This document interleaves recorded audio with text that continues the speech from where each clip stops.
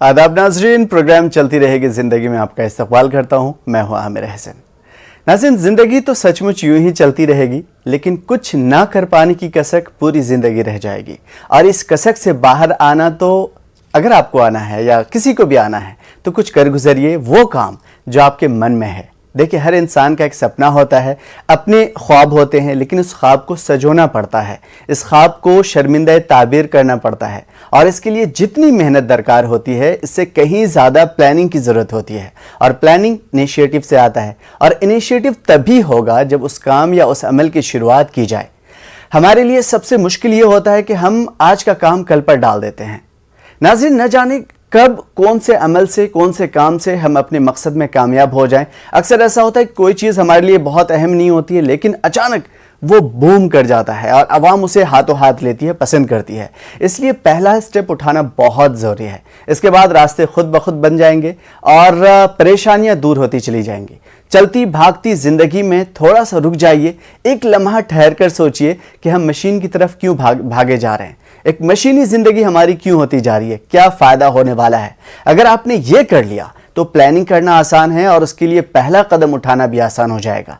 ज़िंदगी की छोटी छोटी चीज़ों को उलझने से बेहतर यह है कि कुछ कीजिए। मुझे नहीं मालूम कि आपके ख्वाब क्या हैं और उसे कैसे पूरा करेंगे, लेकिन इतना मालूम है कि जब आप उसकी शुरुआत करेंगे तो वहीं से आपकी कामयाबी की भी शुरुआत हो जाएगी। और इससे न सिर्फ आपका फ़ायदा है, बल्कि समाज और पूरे मुल्क का फ़ायदा है। आज हमारे दरमियान जो मेहमान है, उन्होंने भी अपनी ज़िंदगी की शुरुआत ऐसी ही की थी, एक आम जिंदगी से, हम सभी की तरह कदम बढ़ाया, मेहनत की और आज कामयाबी उनके कदमों में बिछी हुई है। मारूफ सिंगर महमीद सईद साहिबा, जिनको हमने अक्सर यूट्यूब पे सुना और बहुत ज़्यादा जो है उनकी तारीफ़ें सुनी, आज हमारे दरमियान मौजूद हैं। उसके साथ साथ मशहूर कंपोज़र व सिंगर एजाज साहिर साहब मौजूद हैं। उनसे बहुत सारी जो है बातें सीखने को मिलेंगी, जानने को मिलेंगी। आप दोनों का बहुत बहुत इस्तकबाल है। नाज़रीन, आज के दोनों मेहमान किसी तारुफ के मोहताज नहीं हैं। बैनुल-अक़वामी सतह पर उनकी पजीराई खूब होती रही है। आज आप दोनों यहाँ तशरीफ़ लाए, हम सभी के लिए खुशकिस्मती की बात है। सबसे पहले महमीद साहिबा, आपकी तरफ मैं रुख करना चाहूँगा। जम्मू कश्मीर में आपने खुद को एक सिंगर के तौर पर कैसे परवान चढ़ाया, क्योंकि ये बहुत मुश्किल सफ़र लगता है मुझे। सबसे पहले मैं शुक्रिया कहना चाहूंगी हमें दावत देने के लिए आपके इस शो में दोबारा। वापस आपके सवाल की ओर आती हूँ, तो जैसे म्यूजिक की बात छिड़ती है, ये कहीं ना कहीं मेरे जेनेटिकली इनहेरिट हुआ है, क्योंकि मेरी मामा भी एक सिंगर थी। She was a very good singer. और बहुत ही कम उम्र में रियलाइज किया कि मैं गा सकती हूँ। आई थिंक शायद फर्स्ट या सेकंड स्टैंडर्ड में थी मैं, एंड आई रियलाइज कि मैं गा सकती हूँ, मेरे सुर पक्के लगते हैं। और इवेंचुअली जब एक बार स्कूल में मुझसे पूछा गया, एक्चुअली मुझसे नहीं, लाइक टीचर ने पूछा, फ्री क्लास थी, और पूछा गया कि कौन उठ के वॉलंटरली गाना चाहेगा। उस दिन मुझ में हिम्मत आई। आई थिंक ये चीज मैंने कई बार पहले भी इंटरव्यूज में कही है। तो हिम्मत आई and I stood up and I sang पहली बार। बहुत सारे लोगों के, वो सब मेरी क्लासमेट्स थी, कोलीग्स थी, एंड आई स्टार्टेड सिंगिंग। वो शुरुआत थी मेरी गायकी की। और उसके बाद से लेके अभी तक न मैं कभी रुकी हूँ, न मैं कभी थमी हूँ। I have been singing all my life, तब से क्या आज तक। वो तो लेकिन एक शुरुआत थी, जैसे बच्चे आपस में बैठ के गाते हैं। फिर उसके बाद मेरी टीचर्स बहाने ढूंढते थे कि चलो फ्री क्लास है, अभी महमीद को बोलते हैं गाने के लिए। तो दैट्स हाउ इट स्टार्टेड। फिर उसके बाद हायर सेकेंडरी में 11th क्लास में थी, और टैगोर हॉल में एक शो हुआ था, साज और आवाज करके नाम से। उसमें हायर सेकेंडरी के अलग अलग स्टूडेंट्स आए थे जो गा सकते हैं। मुझे भी उसमें एक मौका मिला गाने का। और उस टाइम पे कई सारे लोग थे, प्रोड्यूसर्स थे, डायरेक्टर्स थे, जिन्होंने मेरी वॉइस को रिकग्नाइज किया और पसंद किया। एंड उसके बाद मुझे ऑफर्स आने लगी प्रोफेशनली, जिनमें से हमारे एजाज साहब, जो हमारे दूसरे मेहमान भी हैं आज शो पे, उनके साथ भी शुरुआती दौर में जब मैंने गाना गाया, तो उनके साथ भी, इनकी भी बहुत प्यारी प्यारी, इनके तो क्या कहने हैं, काफी टैलेंटेड है और बहुत कमाल की कॉम्पोजिशंस इनकी भी मैंने गाई हैं। बिल्कुल मैम, जो आपने कहा कि इब्तिदा में आपने कोई ऐसा नगमा गाया था, वो फोक था, कश्मीरी जुबान में था, जो भी था, या फिर प्रोफेशनल लाइफ में कोई ऐसा जो, चूंकि पहला वो गाना था तो आपके दिल के बहुत करीब होगा, तो बस 2-3 लाइन अगर हो जाए तो इस कहना ये चाहूंगी कि जब इब्तिदाई दौर, जब स्टार्ट मैंने सिंगिंग करी, उस टाइम पे मेरा फोक की ओर उतना रुझान नहीं था। I wasn't very close to my roots, because हमारी स्कूलिंग की वजह से हम उर्दू कश्मीरी जरा कम ही बोलते थे और कम ही अहमियत देते थे, जो कि गलत था। उस टाइम पे बॉलीवुड मूवीज, मतलब लाइक जो बच्चे उस टाइम पे वैसे मेरा भी था, तो फिल्मी बहुत ज्यादा इन्फ्लुएंस करता था हम सबको। आई रिमेम्बर कहना ही क्या करके एक सॉन्ग था बॉम्बे फिल्म से, चित्रा जी ने वो सॉन्ग गाया है, और मैंने पहली बार वो सबके सामने, अपने स्टूडेंट्स के सामने, जितने भी स्टूडेंट्स थे उनके सामने गाया था। मैं 2 लाइनें पेश करना चाहूंगी सभी के लिए और आपके लिए भी, और एजाज साहब के लिए भी। कहना ही क्या एक अनजाने से जो मिले, चलने लगे मोहब्बत के जैसे सिलसिले, अरमान ऐसे दिल में खिले जिनको कभी मैं न जानूं, वो हमसे कभी ना मिले, कैसे मिले दिल न जानूं, अब क्या करे क्या नाम दे, कैसे उन्हें मैं पुकारूं। बहुत खूब, बहुत खूब, बहुत शुक्रिया मैम, बहुत शुक्रिया। आपने बहुत ही खूबसूरत अंदाज में जो है, वाकई एक जो फेस टू फेस होता है, इतना खूबसूरत अंदाज में हमने पहली मरतबा सुना। एजाज साहब, एक लंबा सिलसिला रहा है आपका, और खुद आप एक सिंगर भी हैं, कंपोजर भी हैं, तो आप दोनों चीज़ों के मिजाज को समझते हैं, और आपकी ज़िंदगी के काफ़ी ज़्यादा उतार चढ़ाव भी रहे, और आज कामयाबी की दहलीज पे हैं। तो आपकी ज़िंदगी के बारे में हम सभी को बताइए, ताकि जो है इससे आने वाली नस्ल को जो है एक सबक मिले। जी, सबसे पहले अस्सलाम वालेकुम। वालेकुम अस्सलाम। आपका बहुत बहुत शुक्रगुजार हूँ, आपने अभी मदु किया अपने प्रोग्राम में, और साथ में महमीद सईद का भी। तो मेरा जो सफर है जी, ये मान लीजिए बचपन से ही जो है शुरुआत हुई है मेरी, मतलब फील्ड के साथ।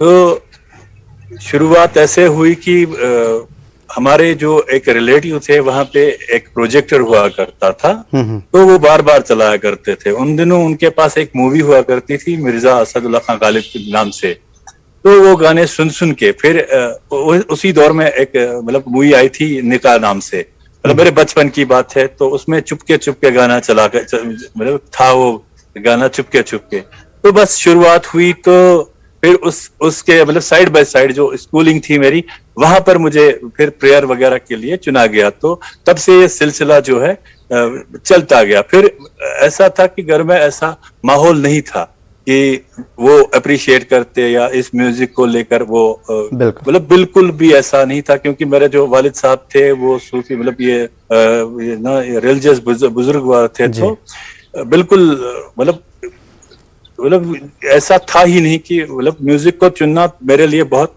डिफिकल्ट था तब।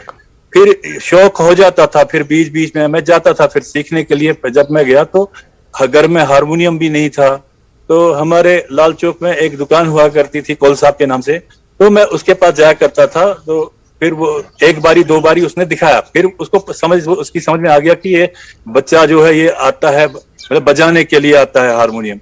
तो बस ये सिलसिला जो है चलता रहा। फिर एक ऐसा टाइम भी आया कि मुझे मोहिद्दीन साहब मिले, वो दूरदर्शन में, हमारे दूरदर्शन में पैक्स थे। उन्होंने कहा दूरदर्शन आ जाओ, हमारे साथ ज्वाइन करो। मैंने कहा आप क्या करो? कहा मैं सीरियल कर रहा हूँ। तो फिर मेरी जो शुरुआत हुई वो एक्टिंग से हुई बेसिकली।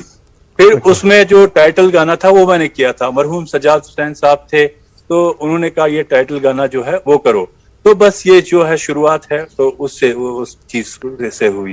ओके, सिंगिंग और कंपोजिशन का जो ट्रांजिशन है वो कैसे हुआ? इब्तिदा से ही आप सिंगिंग कंपोजिंग दोनों करते थे, या फिर बाद में चल करके आपने कुछ ऐसा? कि ऐसा था जब एक दौर ये चला था हमारे श्रीनगर दूरदर्शन में, जी।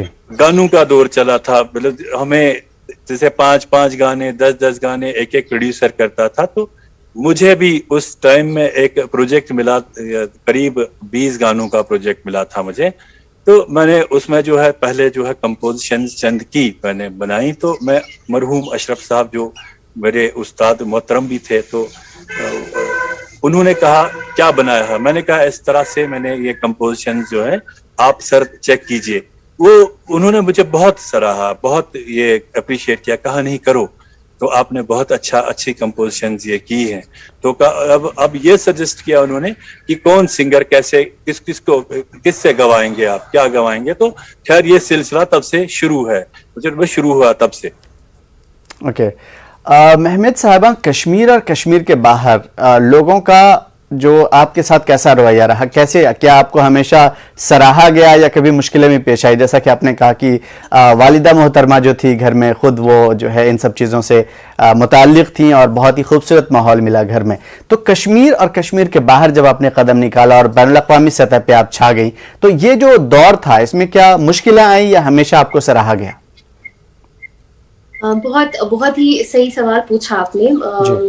तो मैं ये कहना चाहूंगी, जैसे म्यूजिक से रिलेटेड या आर्ट से रिलेटेड, चाहे वो औरत हो या एक मर्द हो, स्ट्रगल्स थोड़े एक्स्ट्रा हो जाते हैं सभी के लिए। बट औरत के लिए थोड़े एक्स्ट्रा स्ट्रगल्स होते हैं।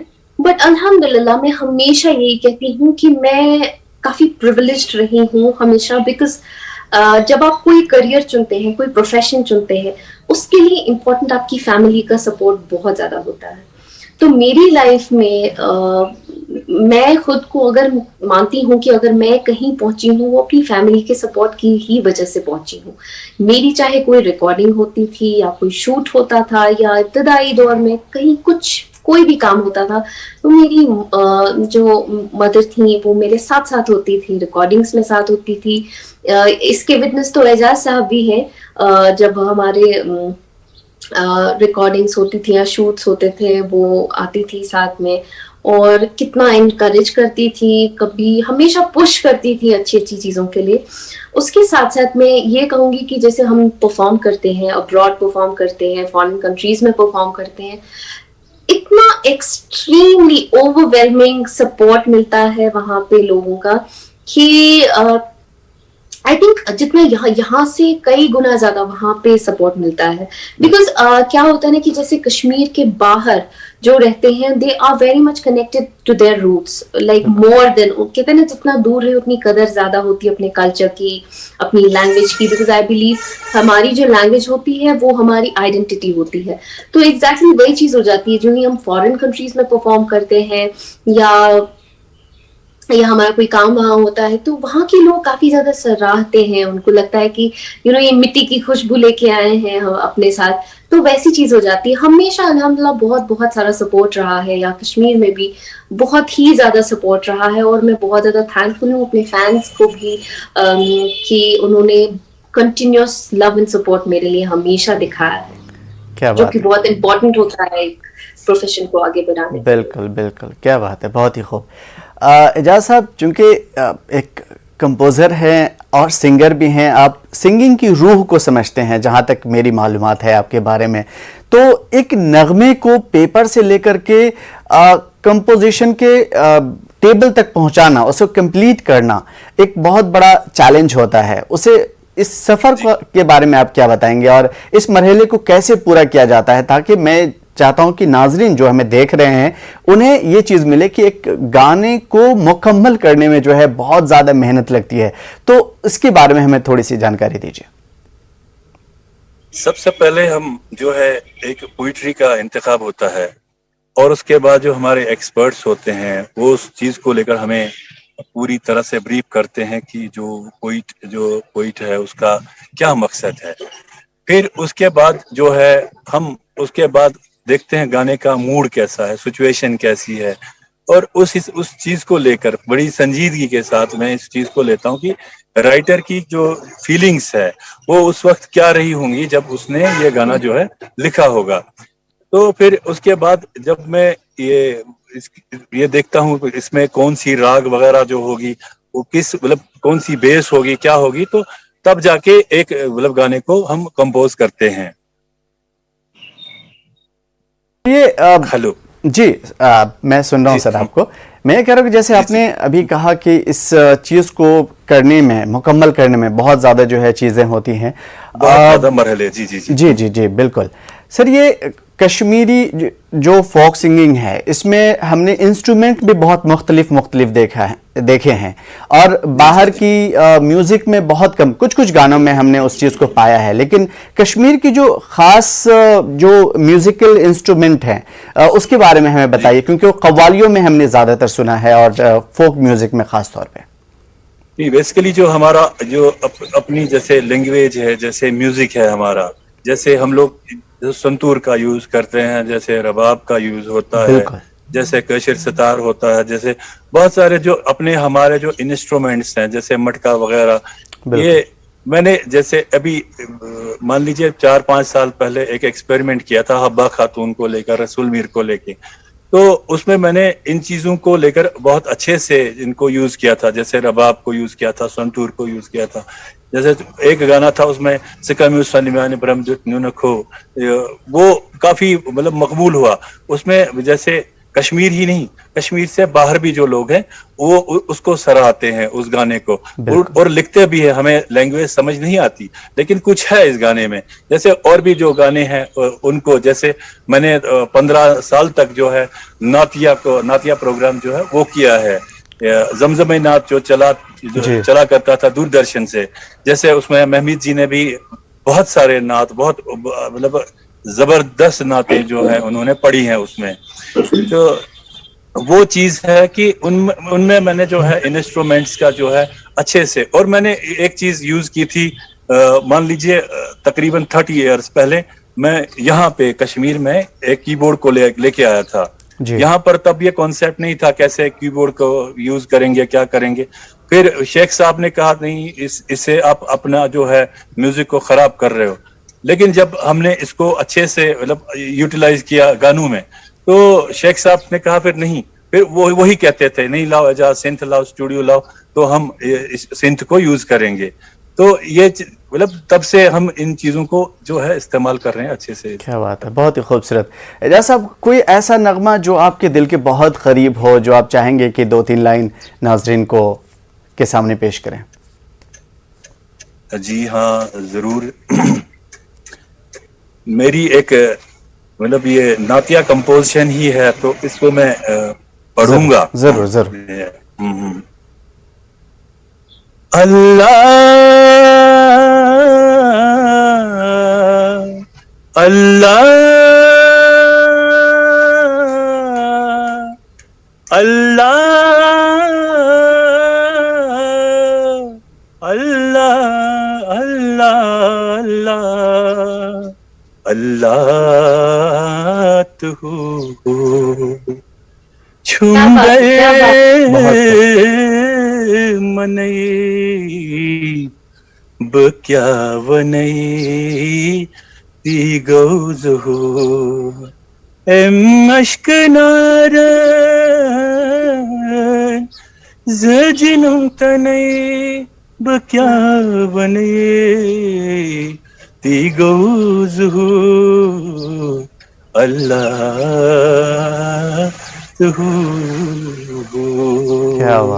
क्या बात है सर। वाकई जो है मुझे इसके अल्फाज समझ में तो नहीं आए, लेकिन इसकी जो रूह थी वाकई जो है बहुत महसूस, और रोंगटे खड़े होने लगे। इतनी खूबसूरती थी आपकी आवाज़ में भी और उस अंदाज में भी। महमद साहबा, अपनी किसी सबसे खूबसूरत नगमे के बारे में बताइए जिसे आपको लगता है कि इसमें आपकी रूह बसती हो और आज भी आप उसे गुनगुनाना पसंद करती हो। ऐसे कई सारे हैं जो मैंने गाए हैं या अभी भी गाती हूँ, पर अभी क्योंकि एजाज साहब हमारे साथ बने हुए हैं तो उनकी एक कॉम्पोजिशन मुझे याद आ रही है। जी। इन्होंने कंपोज किया है और कलाम भी बहुत ही खूबसूरत है। थोड़ा सा एजाज जी आप मुझे गाइड कीजिएगा, क्योंकि बोल में शायद ऊपर नीचे हो जाए। क्या बात कर रहे हैं शाहिद जी। प्लीज प्लीज आप आलवैब पादन सर आलवैब पादन पायस तो निगारो सर आलवैब पादन पायस तो निगारो त्राविथ में सदन निगारो बहुत खूब, बहुत खूब। सर आलवैब पादन। ये एजाज साहब की एक कॉम्पोजिशन मुझे बहुत बहुत खूब तो मैम, मुझे बहुत। मुझे याद भी नहीं है ये कंपोजिशन। क्या बात है सर, आप हर चीज को जो है आप और हम ही अब्रॉड परफॉर्म करते हैं। बिल्कुल।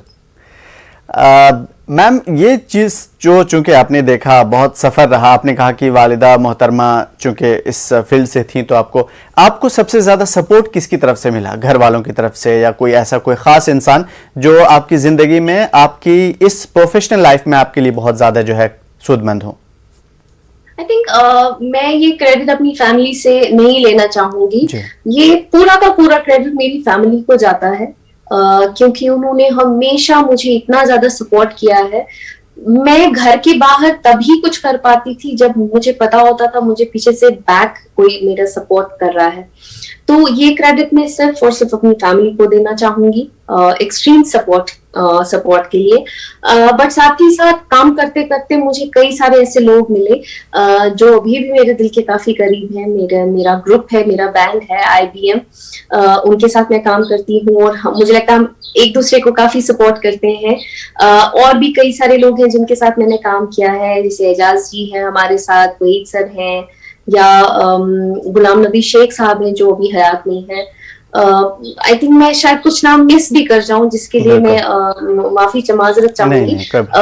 एक और नाम मैं ऐड करना चाहूंगी, जफर फारूक सलाती साहब, जिन्होंने मेरा फर्स्ट एल्बम रिलीज किया था, प्रोड्यूसर डायरेक्टर वही थे। फिर उसके बाद असमत अशाई जी हैं जिन्होंने हमें फर्स्ट चांस फनकार इंटरनेशनल के थ्रू, लाइक वो मेरे करियर का सेकंड कमबैक था, फर्स्ट कमबैक था। पहला तो ऑब्वियसली था जो जफर फारूक सलाती साहब की वजह से हुआ। देन असमत अशाई जी जो US में रहती हैं, उनकी वजह से जो हमारा टूर हुआ US का। फिर उसके बाद शफात काजी साहब हैं जिन्होंने हमें फर्दर थोड़ा सपोर्ट किया बाकी कंट्रीज में परफॉर्म करने के लिए। बिल्कुल। बहुत खूब मैम। ये एजाज साहब मैं ये जानना चाह रहा था, बहुत काफ़ी दिनों से जो है मुझे, जब चूंकि आपके बारे में मुझे मालूम हुआ तो मैंने जब आप पे रिसर्च किया तो लोगों ने बताया कि एजाज साहब शो ऑफ करना नहीं जानते। हालांकि इस फील्ड में जहां तक मैं जानता हूं कि म्यूजिक, एल्बम, सॉन्ग कोई भी जब रिलीज किया जाता है तो उसके लिए काफ़ी ज़्यादा शो ऑफ किया जाता है। हालांकि आप इतने टैलेंटेड हैं, खुद गाते भी हैं और उसे कंपोज भी करते हैं। तो सर मैं जानना चाह रहा था कि आखिर क्यों, क्या ये घर की तरफ से तरबियत का नतीजा है या फिर आप इसे सही नहीं मानते इस फील्ड के लिए? नहीं, ऐसा नहीं है कि सही नहीं मानता, क्योंकि ये है कि जब से मैंने मतलब शुरू किया है, ये सफर जो शुरू हुआ है जी, तो कभी नहीं चाहा कि मतलब मैं जैसे कि आम लोगों से अलग नहीं होना चाहता। जैसे जो हमारे दाएं बाएं लोग रहते हैं, जैसे चाहे मोहल्ला हो, चाहे मतलब जो हमारी सोशल लाइफ है, उसको खत्म नहीं करना चाहता मैं। जिस तरह से आम लोग मतलब रास्ते पे, मैं मतलब मेरी भी कोशिश है कि मैं भी बिल्कुल डाउन टू अर्थ, वही मेरा जो है अप्रोच है, वही रहना मतलब उसी तरह से रहना चाहता हूँ।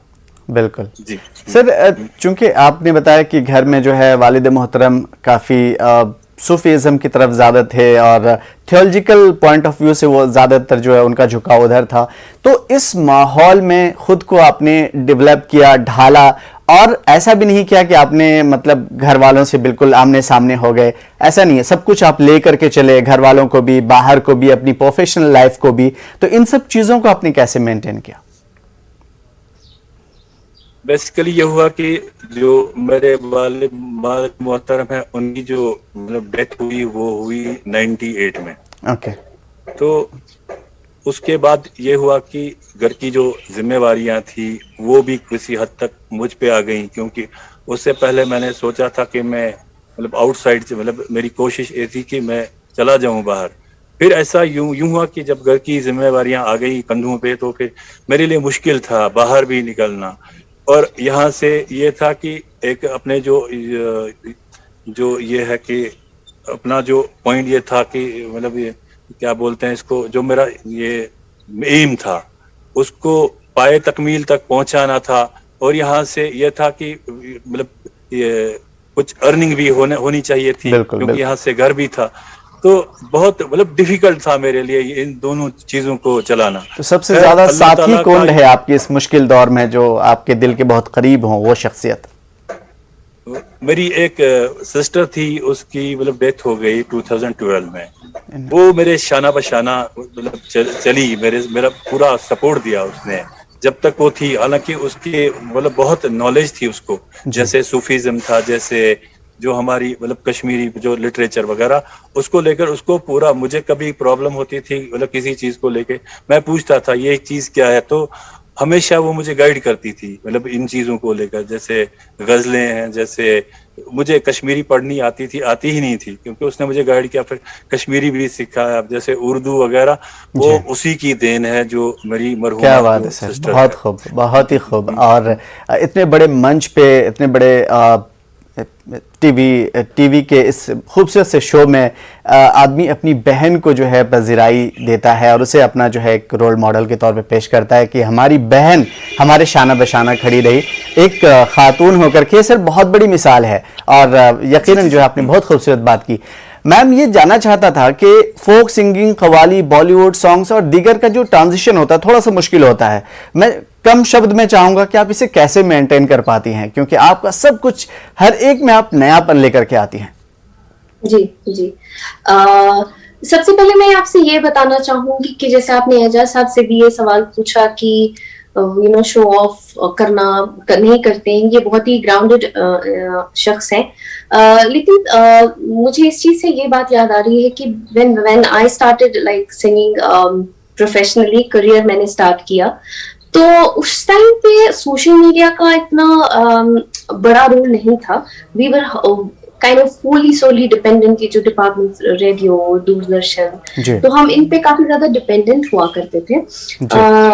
तो उस टाइम पे आप किसी मकाम पे आप खुद को रिकग्निशन दिलाते हैं लोगों के अंदर, अपने लोगों के बीच, बहुत बड़ी बात है, तो बहुत बड़ी बात होती बहुत थी। बड़ी बात अभी इट्स वेरी इजी, अगर आप अभी कोई पॉपुलैरिटी चाहते हैं, जो कि बहुत ही, जैसे आप बहुत सही फरमाया जा साहब ने कि बहुत ही मुश्किल लग रहा है। Like everybody is after likes, promotions, मतलब यही सब चीजें हो रही है। कोई डेडिकेशन से वो जिस तरह काम हुआ करता था, बहुत पैशनेटली हुआ करता था, वो कहीं लैक होता है बहुत ज्यादा। मेहमद साहिबा और एजाज साहिर साहब, आप दोनों से शायद मैं पूरे दिन भी बात करता रहूं तो शायद वक्त जो है खत्म नहीं हो और ये सिलसिला चलता रहे, लेकिन चूंकि हमें वक्त आगे की इजाजत नहीं देता, इस वजह से आज के लिए माजूरत। उम्मीद है कि आपसे बहुत कुछ सीखने और जानने को मिलेगा। आगे भी नाजरीन तक आपकी बातें, आपकी जो भी मेहनतें हैं वो पहुंचाने की कोशिश करेंगे। आज के लिए बहुत बहुत शुक्रिया आप दोनों हजरात का। नाजरीन, चूंकि हमें अब आगे बढ़ने की, चूंकि वक्त ऐसा है कि हम आगे बढ़ नहीं सकते और ज़्यादा से ज़्यादा आपको जो है फ़ायदे नहीं पहुंचा सकते, दोनों सिंगर और कंपोजर को और भी ज़्यादा आपके सामने पेश नहीं कर सकते। इस वजह से आज के लिए हमें दीजिए इजाज़त, फिर मिलेंगे आप सभी से। आदाब।